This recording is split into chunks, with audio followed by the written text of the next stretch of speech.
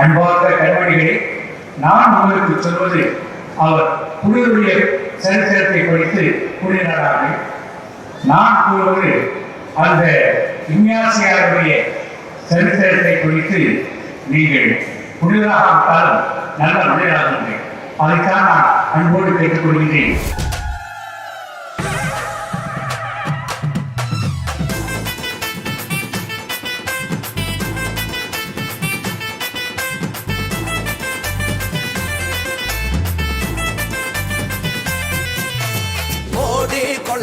போடி இது நம்மோட தமிழர் திருநாடு. ஆடி பாடி கூடு இது பொன்னான உழவர் திருநாடு. வீரம் விளைஞ்ச மண்ணு அதில் இறங்கி உழடா விளையும் பொண்ணு. ஊரு பசிய தீர்க்கும் நம்ம விவசாயி தான் ரெண்டு கண்ணு. மாட்ட வணக்கம் மானமுள்ள மனுஷ பயலுக நாங்க. மாப்புள்ள போல பொங்க சீரும் பொங்கி புவி இது போங்க. போடு கொலவ போடு இது நம்மோட தமிழர் திருநாடு. ஆடி பாடி கூடு இது பொன்னான உழவர் திருநாடு. தமிழர்கள் எங்கெங்கே உலகத்திலே எந்தெந்த நாடுகளில் இருக்கிறார்களோ, தமிழ் மொழி எங்கெங்கே பேசப்படுகிறதோ அங்கெல்லாம் கொண்டாடக்கூடிய தமிழர்களுடைய திருநாளாம் இந்த பொங்கல் பண்டிகை வந்து மிக வித்தியாசமான ஒரு பண்டிகை. மற்ற பண்டிகைகள் வேறுபட்ட ஒரு பண்டிகை, அனைவரும் கொண்டாடக்கூடிய ஒரு பண்டிகை. அத்தகைய இந்த பொங்கல் பண்டிகை கிட்டத்தட்ட ஒரு 3 நாட்களாக கொண்டாடக்கூடிய ஒரு பண்டிகை. அதாவது நான் சொன்னேன் போகி பண்டிகை, அது முன்னாடி பேர் என்னதுங்களா போகி பண்டிகை அப்படிங்கிறதான் வந்து நான் சுருங்கி போகி பண்டிகை என்று மாறி இருக்கிறது. அதாவது மார்கழி மாதத்துடைய அந்த முடிவில் கொண்டாடக்கூடியது. வீடுகளெல்லாம் காப்பெல்லாம் கட்டுவாங்க. ஆனால் அந்த போகி என்று சொல்லக்கூடியது எண்ணத்தை போக்க வேண்டும்னா வறுமையை போக்க வேண்டும். அதே போல வந்து வாழ்க்கையினுடைய துன்பத்தை போக்க வேண்டும். தை மாதம் பிறந்த பிறகு தை பிறந்தால் வழி பிறகு என்று சொல்வார்களே, வாழ்க்கையில் பெரிய ஒரு வளம் பிறக்க வேண்டும், மகிழ்ச்சி பிறக்க வேண்டும், புத்துணர்வு பிறக்க வேண்டும்.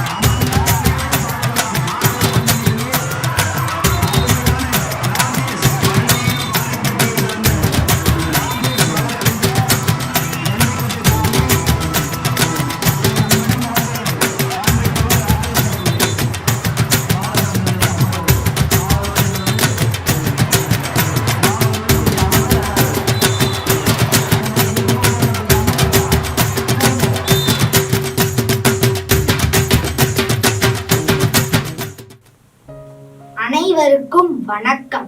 உழுதுண்டு வாழ்வாரே வாழ்வார் என்றார் வள்ளுவ பெருந்தகை.